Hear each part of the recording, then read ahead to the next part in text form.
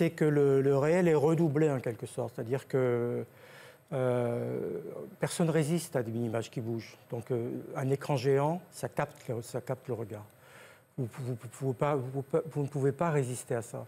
Donc les joueurs, ils regardent. Alors il y a une part de narcissisme, certainement. Oui. Mais c'est aussi un réflexe.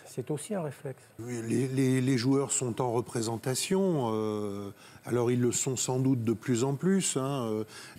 Les joueurs brésiliens, comme Léonidas dont on parlait, venaient avec une sorte de fraîcheur presque naïve, exercer leur prouesse.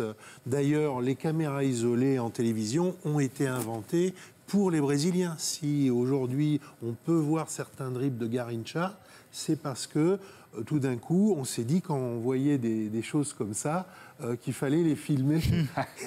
et au fur et à mesure des années, pour les célébrations, les joueurs sont entrés dans la volonté de faire certaines petites danses, certains petits gimmicks. On voit des photos de célébration d'ailleurs. Voilà.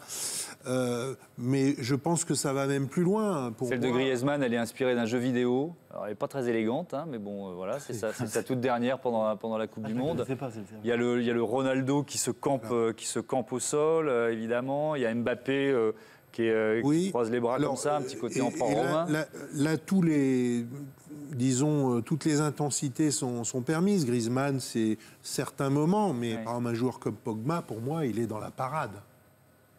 En permanence. Ah oui. Dans sa façon de se déplacer. Oui, dans sa façon... Très intéressant. Tout est calculé d'après vous. Ouais. Ouais.